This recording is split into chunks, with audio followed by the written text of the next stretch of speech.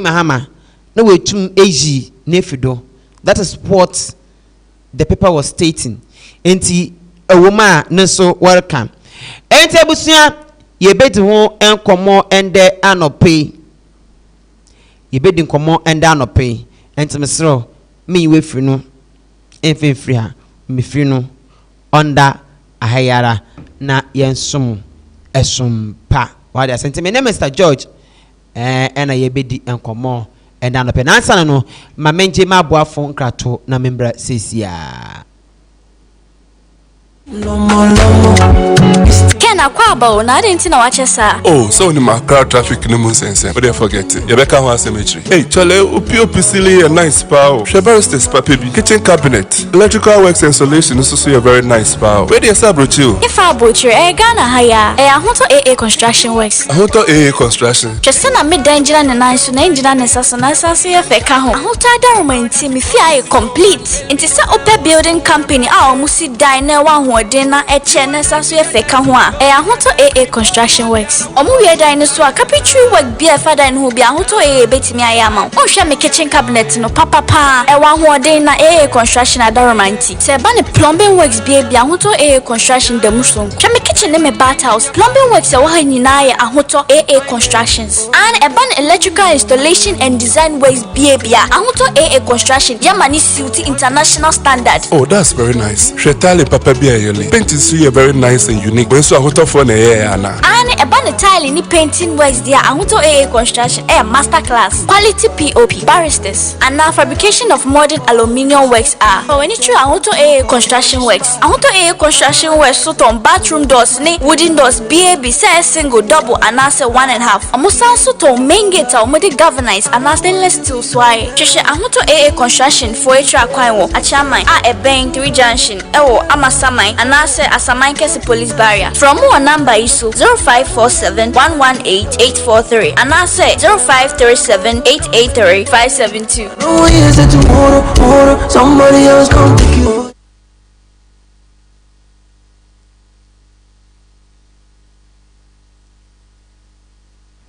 Alright, ebusiafo yansane ma wa kwa biom enfambra the morning drive or big family radio kasa e free ye stream live on Facebook me pocho able to met wa dwenkyere abaye beje ber na the journey aken kane hinara ye de amon ende anope mesro ye bedi enkomo papa ye bedi enkomo enti mesro papa ma e free no under ha menko bebia menko bebia na petition asami an American yenim the same petition na obey Emma woyi mame oye Gertrude Isaba Araba Tokonu we ni fi egwado emende woni oye Justice Paul Bafo Bonny wodini esidro and the same petition na biom and we throw wadama oye ma mi Jane Mensa one SP special prosecutor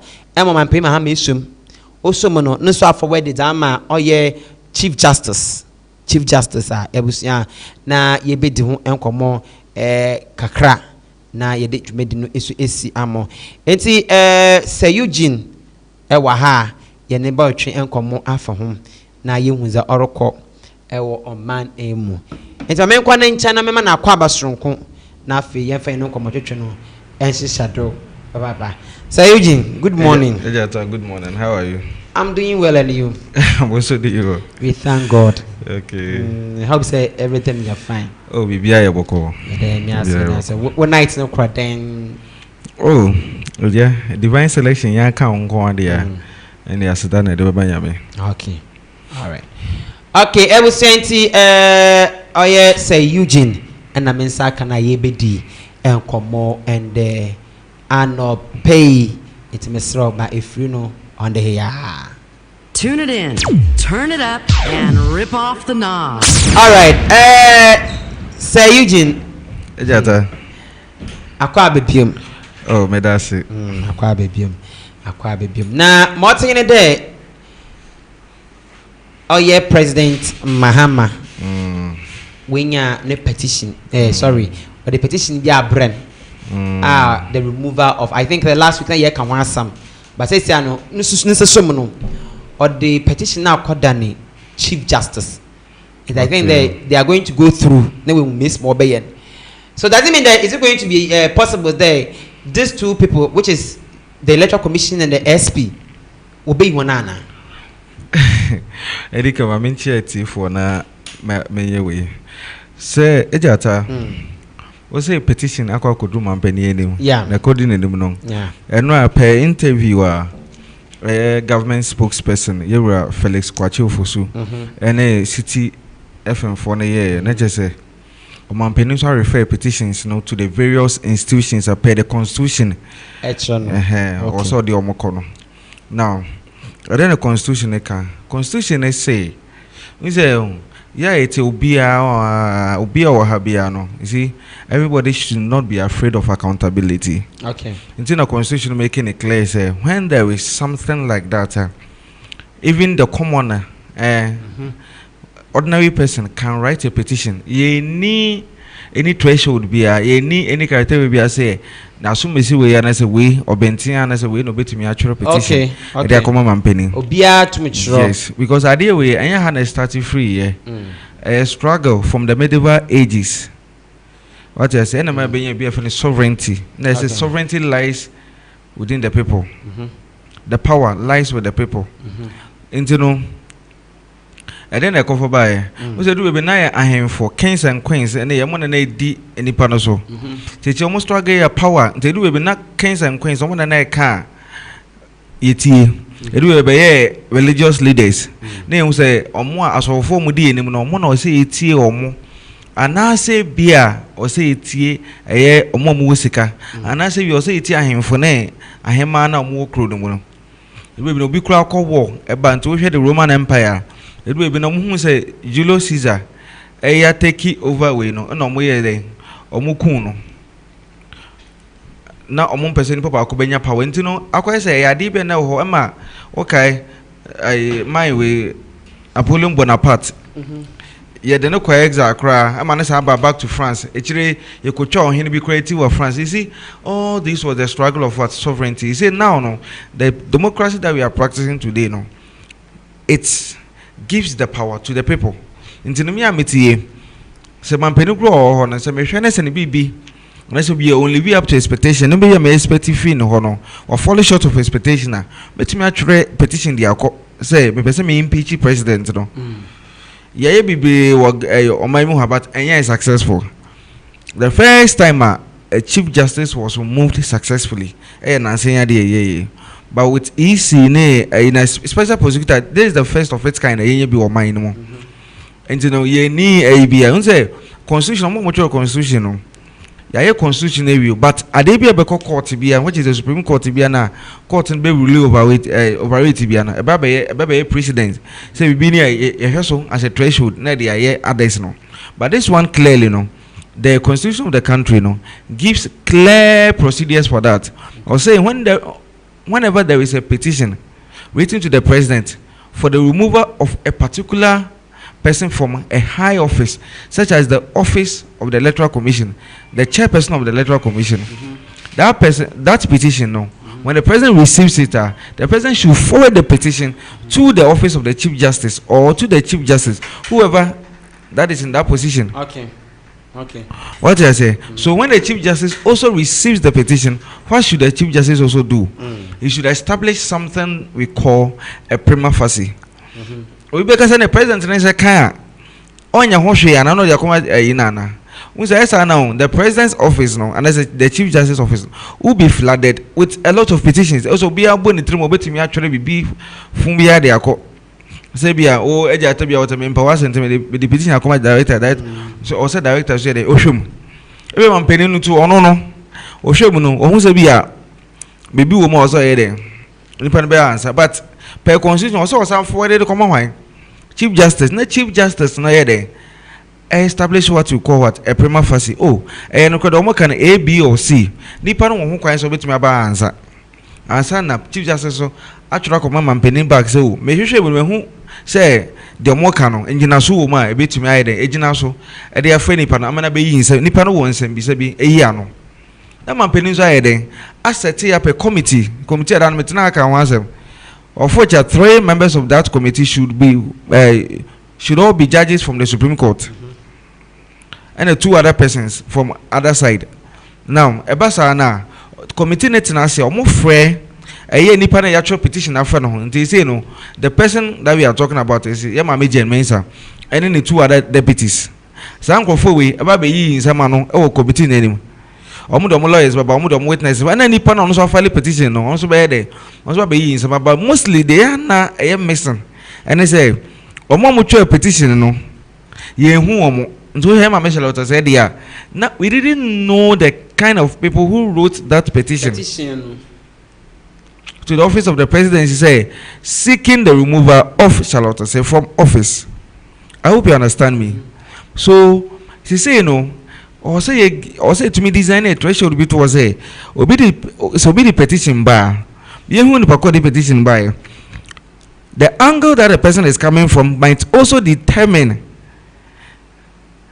the fate of that petition. What I say? Say they done me man yan and was papa who's now there. I can say Charlotte say petition no ye train war Flagstaff House, which is Jubilee House. And you know, and I ye na hu on the Obikain in the heat of the election 2024 no. Yeah, can say me bring my papa is doing katem na kwaje be omba ye be yi Mama Jen Mensah free so like there were a lot of campaign messages and all. So Obi Baka say is the NDC fulfilling its campaign? Obi Baka say NPP so ye be o under Charlotte say but Obi can 2 wrongs do not make a right. Yeah. 2 wrongs do not make a right. So Obi yen from so and no and say be a also so ye be papa. What you say? NPP dynamic na say Charlotte say na ye den ena e declare omo ema mutumi ye den eso e na now do in ema ne ba na no ba no be use Charlotte say free the same way Jen Mensah Kroya so e declare Mahama his excellency President Mahama ema ne be president. Now when he came no he's also I don't know the per what we have now he is not the one who is petitioning. No, he has been petitioned. And per constitution, he is supposed to forward the petition to the Chief Justice for a prima facie case to be established. And from there, he can go on to set up the 5-member committee who will sit on the case. Now, the law of natural justice, they will invite the woman to court to come in and her deputies. The person is seeking the removal of not only the chairperson and her 2 deputies. But the differences between Charlotte Osei and Mahama and he said, Charlotte Osei, she herself had a fight with her deputies, of which her deputies were accusing her of some procurement breaches. Yeah. They were accusing. We are aware of that impact. They were accusing her of some procurement breaches, of which you see, you say asunu mienu ko yure ma. Omo de mu huna mane enuane de ene huna mane.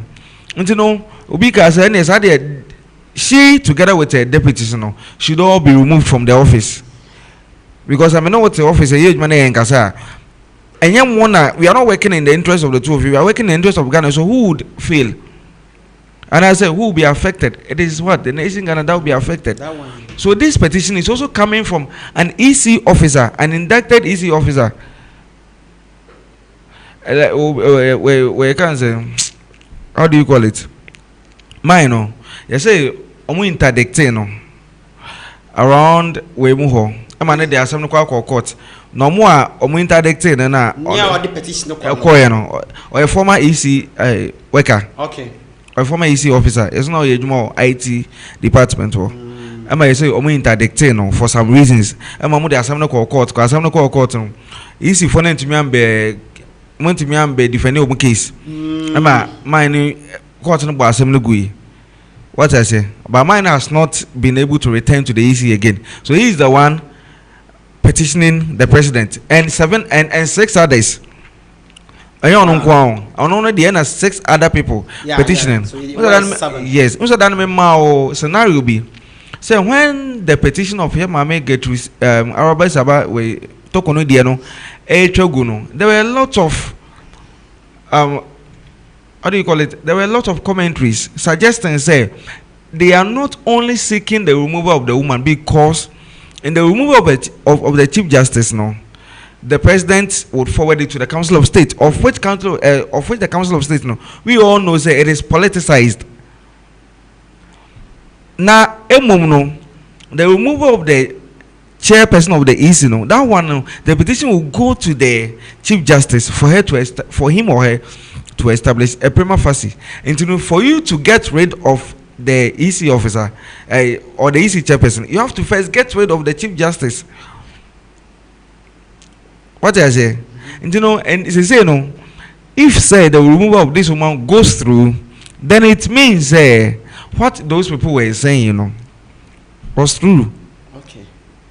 What I say, I tell them what I say, because then we say the petition to remove the chairperson was long overdue. Now I don't know what that, but you needed somebody who would establish a prima facie, and who is that person? To be the Chief Justice, and this person that is in that this person that was in that office at that time, no, we didn't really trust her. Okay. Say obey Juma said the Parma, no, and let's first get rid of her, then we can go to the EC chairperson. What I say? So we just told to say me pe white skin enyano na wo na me de white skin ho asem bro no betumi assign am yi white skin free ho. Now also so mention that na wonye we mention that njiwundi oh because I say me ma adwene mu no I say wo support white skin pa. Okay. Nti also wo na me di kan ede eyi wo free ho. Okay. Me fight wo yi wo free ho ya na afa me de obi abese ho a nipa no me fees and me say these are not my AU. Those who were making the commentaries around Justice Tokonu's way, no, or more they're not more suggesting, no, okay. And we are all making analysis out of that. Now, may you wait for your office. Not the Mrs. say, no bet me carry me duties through, no, me the honor best on the commander who say this is what the Constitution is saying. So just we can the law is the law. When the law is going against you, there, who can say the law is the law? But when it's going for you, that one, the law is the perfect.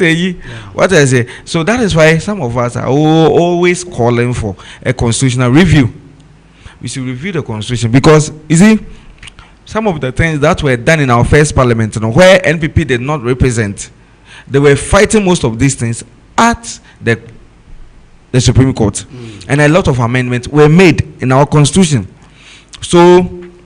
Such way, it tells you, right? You see, the idea many NPP before Nyadwene Park, I see, and say when they were writing the Constitution, the 1992 Constitution, almost set up a consultative assembly, or we invited all sort of people like farmers, traders, or beer, bachelor, and NPP before decided someone even Constitution, they decided so there is a bogus Constitution, there is a farmers, and this like they Muslims in Kano, or say we. It's our constitution, a constitution for here. Okay. What I say? More specific day, yes. Okay. Into omuna unkobi unko chira omajuna unko support with but omuna criticize the constitution. Of which yes, we all know say constitution na chair baby, but at least you have had the opportunities 2 times from 2001 to 2009 when your opportunity you couldn't do anything about the review. It took only Professor Mace no best start here. I don't see a main fan the currency if you want to water or the then or the Jaya Hokoye. President Mahama Betwas went to me yet. Now, President Kufuor came, a principal this one human rights activist, a human rights lawyer. On Mumbai, also came to me and yet he couldn't review the constitution. Now here comes President Mahama who says that he is reciting everything. Okay. He wants to review the constitution, everything. So his reset can also mean that then he has to change the face of everything. Now starting to be able for afresh. They say he has set up a constitutional review committee. They are reviewing a lot of things. Some of these things it should not be in camera. Or say camera that's all. They who quite fast or quiet. Now children no me so metia by muti high office bia. When we say say anything I was me so yeah. I may there. A uniform so me so to serve as a threshold amamia. Me so a guide me na mahwe so de ayeden e de aye mejuma They say I in camera no, and they say because of obi wickedness, and I say because of obi personal vendetta against somebody indeed. Because I know Felix Kwachu for so interview no ne city for ne or say enya mampeni say ni obi an say ni petition mu bi enya personal vendetta bia. You see, someone also say is it because of someone's personal vendetta? What I say? Is it because of someone's personal vendetta? That is why we are willing to fulfill a campaign promise. What I say? You see, politics, especially when it comes to Ghana, there were a lot of individual, how do you call it, hatred, personal hatred and other things. Sebia, me opposition, my DB. Bitterness be me I am me ba me minus me ba me power na me you be am na ko ho na, and that is what is holding us back as a country. Yes, also be chiro where power lies. Yes, say ubenya so ubetena so 8 years what it me me so ma better me nya state apparatus no me it, and that is what is worrying us as a country. The country is always not moving forward because of these personal vendettas. So me like for me, and I say to me, no, the president, has not done anything wrong. Okay. He's just following the constitutional way. But we can morally as to whether or not the petition is worth petitioning. That is where the question lies. What did I say? And you be an merit say a baby. It's not every petition be an merit say. A process no crime. What I say, but whatever that is in that petition, no, we can say. I don't say me church remove petition, no, the air can there. I say or disenfranchise Nkrofo from voting, and I think so in the heat of economic way, COVID way, no, my voter. You see all these things. And the woman herself is the best person and the right person to give answers to some of these things. Now, I'm call special prosecutor the anymore. When it's a time, no permit me there. For 5 minutes come. Okay, and I'll call. Menko special prosecutor. For 5 minutes, Mr. George Abe. You see, Nanado lead up to the election 2016, and Obeka say, Obobe is an system. Obobe set up an independent investigation, like an independent investigative body. Investigate a lot of things, which is the office of the special prosecutor, who will be an independent person, not coming from either NPP or NDC, an independent body, investigate corruption and corruption related activities. Exactly. From government officials and even past government officials and even any public official, be a public servant and a civil servant, be a honorable say Jumano. And I'm winning, in 2017, almost setting up that office. And now we papa a friend of Martin Amidu. You see, the appointment of Martin Amidu into that office, it was a revenge, but it backfired against the same NPP. Winning, Martin Amidu was the one Wyoming case. But you see, Martin Amidu was the Attorney General at that time. Wyoming case, no, a babonte. Unse obaye no, asem de baye no beka no obeaki the one who was the Attorney General at that time or sanction, and I said oma omuruli case no ma why you say abane the why you cause so to a judgment debt of what 51 million Ghana cedis. Yeah. That person was in the woman of what Madam Betty Mude Drisu. Okay. At that time a case in the Babonton, that woman was the education minister. Na Martin Amidu on a Attorney General at that time. Man Beka say I NDC party mom we call Professor Mills. FN said then he should come and prove it, and he couldn't do that, so he was removed. And I said, yeah, on one resign, so that one I don't know. Okay. No free. From there, he started hitting back at the NDC, left, right, center. Until election 2016, Crown, or campaigning a lot against the NDC and hitting them.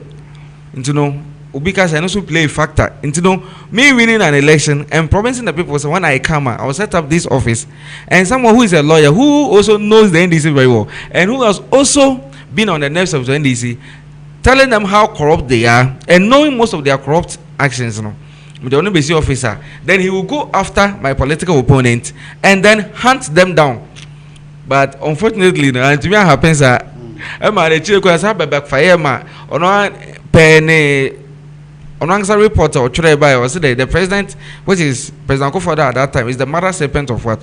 Corruption. Or say a lot of things there. To him, no, it was a hindrance to the progress. The office of the special because no him no because in fact mano or because abandon mano just a whole lot of things.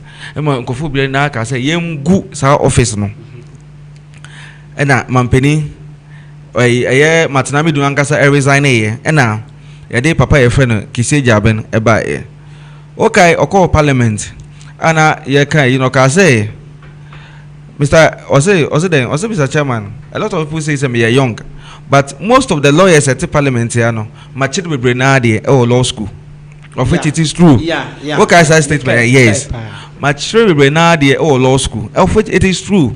You see, Papa Kise Jaben is a fine gentleman. Yeah. Very, very fine gentleman. Obeying the Juma Kama. But you see, when you are working with politics, when you are working with politicians. The office away no they would influence you here and there. That one is a fact. You see, until Papa Kise Jaben had a very good heart to work for Ghana, but when the politicians here Juma here and there, was a hater one a hater. No, you see, so some of these things, especially when you tend to go against their own, maybe your mother will buy an 1% non-compensation go after. Omo opponent and also one and also quite against Omoyi, you know, because any since I set up that office, no, ye benefit about Cochrane Fin, no mind by the heading, a worker, the America said that office of the Attorney General, a Jumo, you know, and so never that Attorney General Juma, and the office of the Special Prosecutor Juma, even a Yoko Crow, economic and organized crime, we were almost ensure say, or may investigate corruption and corruption related activities. All these offices are there.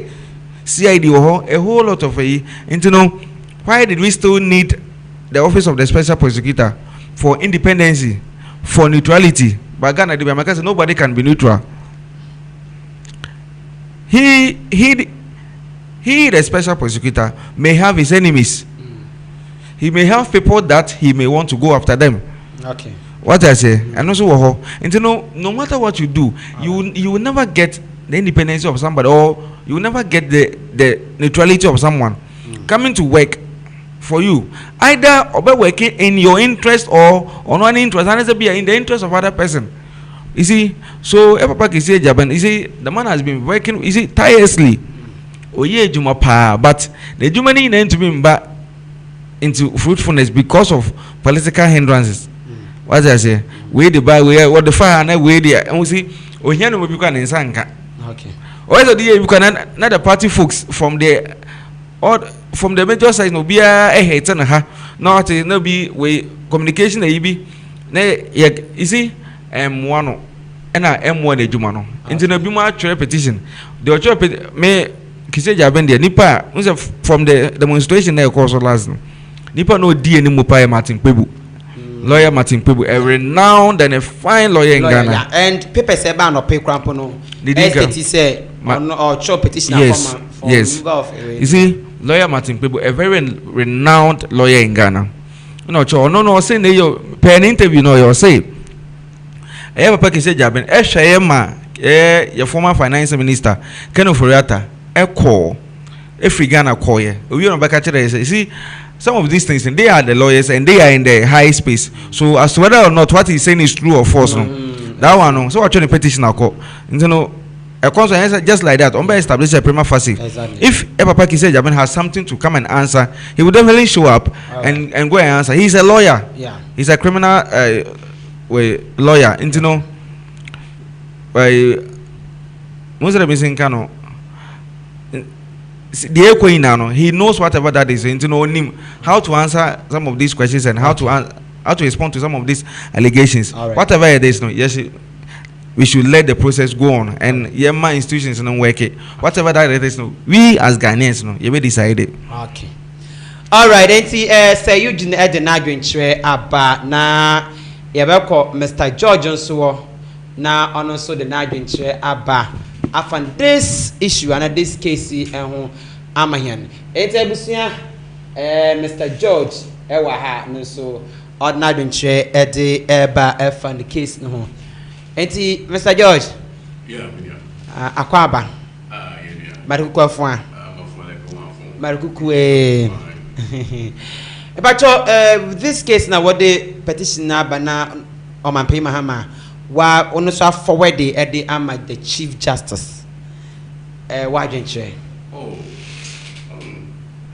Eyata ana de bia me kan say so ho Pacho check o mic nam kakrai o mic no me check yo enti problem you man okay aba ya yanko yo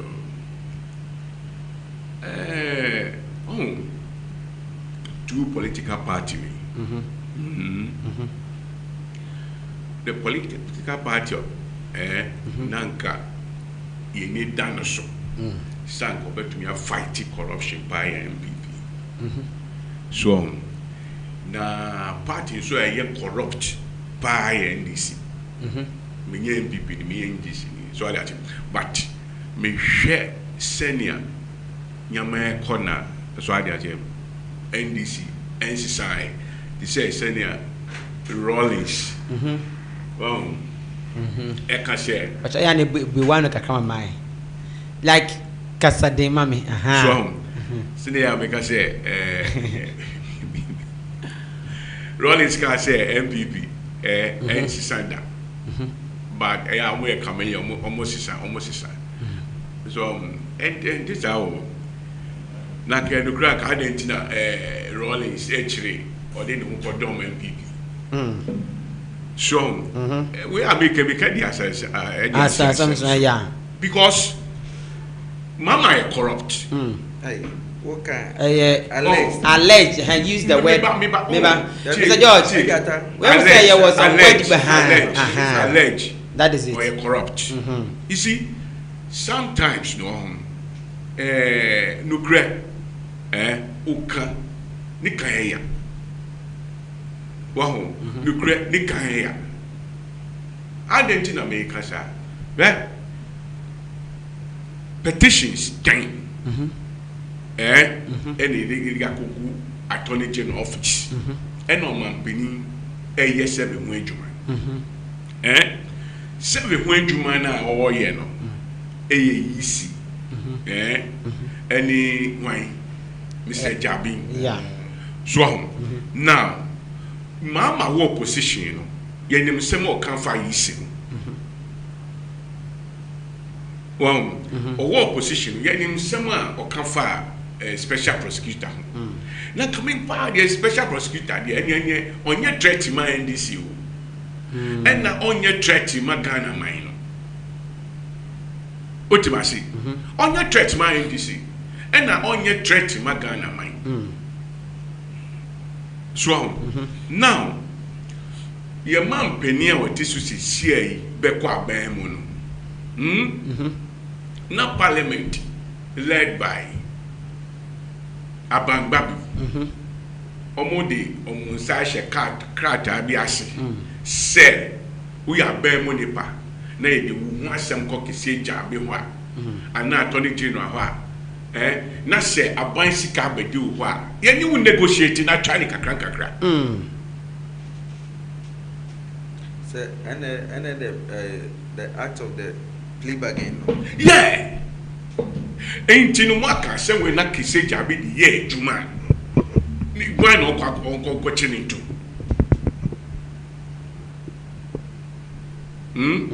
mwaka asem we every gram aban na what tisisi ye nyon no kra ne nimbre so ne share sam embra no okay but betu ye yeah ene ni speaker of parliament ene ye speaker that time so adasim enti no se embo mo ho ban yanko ba ye no just say omokita majority no menuam na we be fight corruption to me mu twem ti say senior di na hondin osimigina metumi so edi tu chief justice ade so sano ye ben petitioner sano otumi etu no so adasim edu be do so no ana hondin because of course say mama ne ya ha okay so ati ma say a samra no ɛda hɔ a ɔmo nyina wɔn sa hyɛ aseɛ so ɔtuma se now anka abato wɔn nipa pɛɛ mu no madam Jemensa menua ɔnyɛ hwee o no gya no ayɛ say the petition or the cry no I think what the cry according to article 146 and what's stated misbehavior inability of work and incompetence as I say and to them maybe they say what the petition cry no Mr. Muhammad position these are the constitutional provisions into no more the petition it should be within this the provision yeah mama can say me abato aye to ejada anka ni papa ne say ni papa ne say electoral commissioner obetwen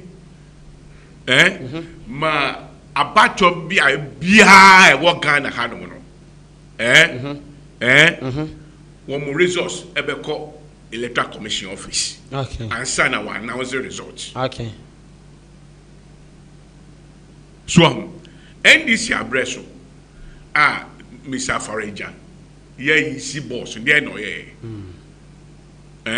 otwea my nka say oh time dey my it yen train na time dey mba there na MPP here at that time then omo ye omo twea na omo antwen so omo twea na afia den me what say yeah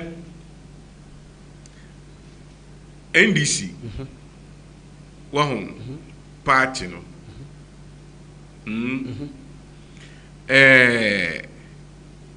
Sisiano abe family affair so abe family affairs ena nia omo aka opposition no enu na womo ye na yembisa ye ho se ebebo o man na na okay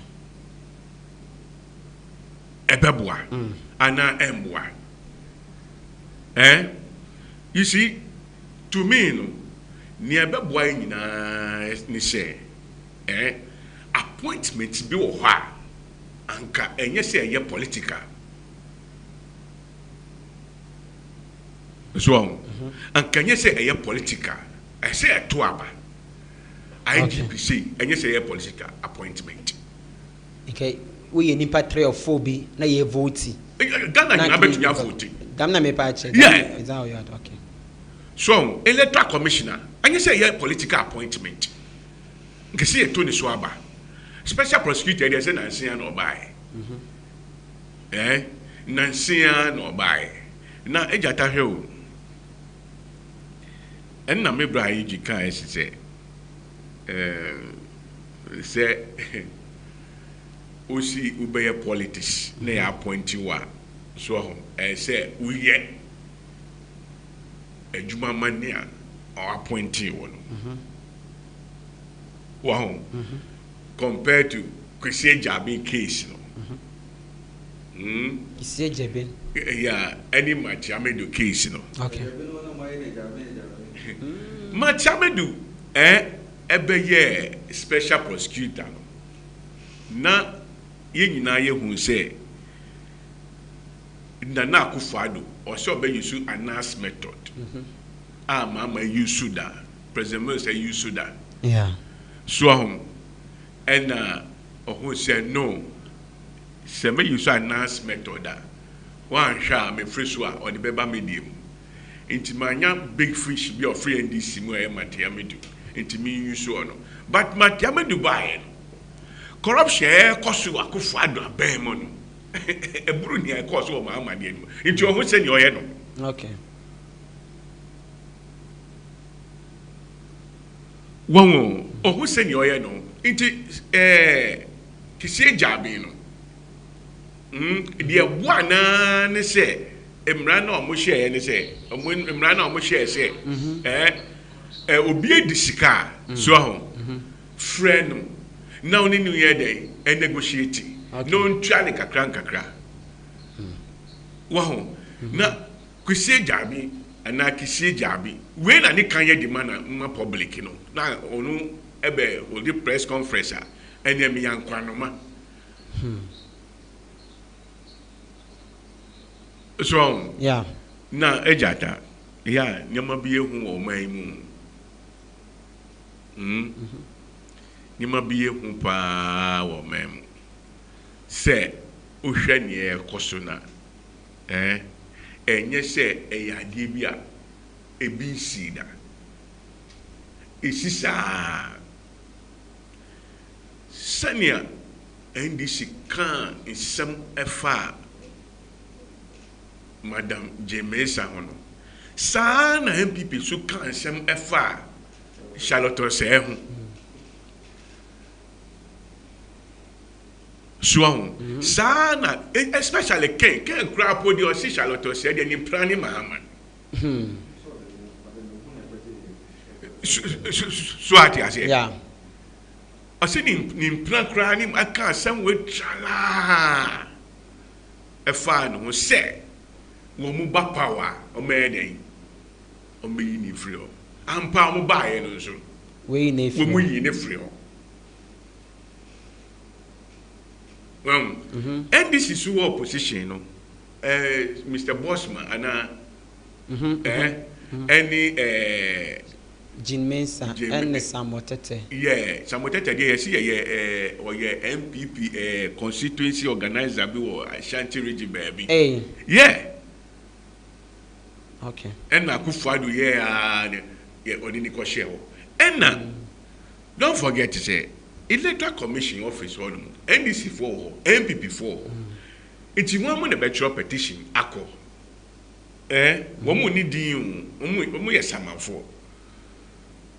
Petition eko aban so di ho adwuma okay so na obeyi ba me scan obeyi no because I see educate ya ekan ye omo ba government mo kra no I see educate ya kan ye ye nyina ye nim Captain Smart ni stand ewo politics musisi ya ono so e ba be kan ye so now em say ye man pani ba abem no o ko afi back so ade exactly okay yeah teacher for ye ntia o for 10 months ni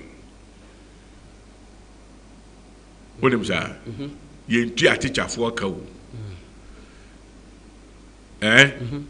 aban teacher for ye ntia o ka ba hwe media no mo wo mo kasa ma party ni nyina no aban amamodwuma wo mo ya etuomka okay aye aban communicators na ya teacher for na egu ho for 10 months na say no tia 1 month ka wo ebede na nkwala mfeli. Is it because of that until we feel it now? Ubetumi the come actually. So, man, definitely, ubetumi the come actually. Oh, ain't, but sometimes you try your best. You see, yana NDC opposition now. Wamu kan someone to say, omumba abemuda na ohwe Ghana abakosemo a ohwe Ghana abakosemo a NDC and na chai wo oman akonwa isu pa starting from Jerry Rawlings. Really? Okay. I think JJ is it 8 years? 19 years. 19 years. Wow. So inti why na say oya development wo man why yewra mama sisia ne obia komba e ti say onompoda obaye no osio ye privilege anka onumpo na say oye idea a fata yentumi ka ho asem because in political arena no position bien ne ho a won di bida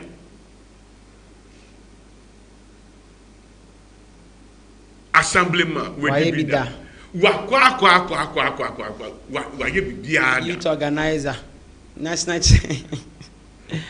one day and president nkwade we did it 2 times. It's not the first time, the second term. ABC was baby arada. It's not the 4 years. And the 4 years, you are to about 8 years. You are about 4 years. Back when the Atamas then or to because why you lucky to extend say okay. Nyama hair kosuo Ghana no. Ana ko oyo bi a otumi e de eso ha no. Okay. So maye hu say or fight corruption now say or fight no or the any kind any adrimpa and fight corruption. You see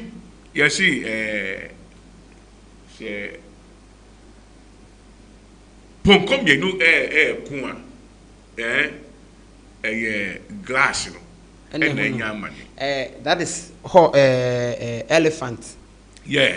Grass and the trees. Ena omunamani. Because one more bar bemwa me ya de apanishi MPP for. So MPP bar me ya de apanishi NDC for. Yet memofo na sebi ye jimi ye to abama omo no. Ye ni ebreu. Sabio. So that ye ye to abama omo no. Because mo ndwin ye ho. Because some be bar bemo no. Enye yenu ma ye to abam hemo mu na wo mo susu se ye vote na mo ba ba mu omo di omo hu kodan samanfo hwanu enye political parties no ebinimo omo nyina no omo di omo hu kodan samanfo fresh samanfo se omo fekwan bi so a ombe wini power. Okay. Ebi mu ko hu sofo asofofo no ka kire omo se mu be wini power. Enti se mama abatu ayetu woko ni papa naso edisika kogu wo se on wini election ni we wini a me am ti here me ka say odwe me ho se me na me to abama no. Ni papa na ayam na waba power. Nti ni ese fata no eno na obeye okay nkankan na sofo bia san hye no kon se ukoya ubewini uko papa na so na uko Chinese car ubewini nti uba menya development okay eso ade ase nti uba yi si free ho wow nti uba yi special prosecutor free ho okay and then you to me yes sir obey pepe because you try near cost ya eno a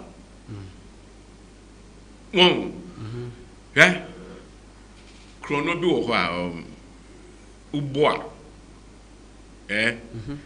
a wa you obi na be ka kire say wa che wo ho wow you obi na be ka kire say we die wa che wo wa obia ho se wabokro no anka mahama standing firm ka say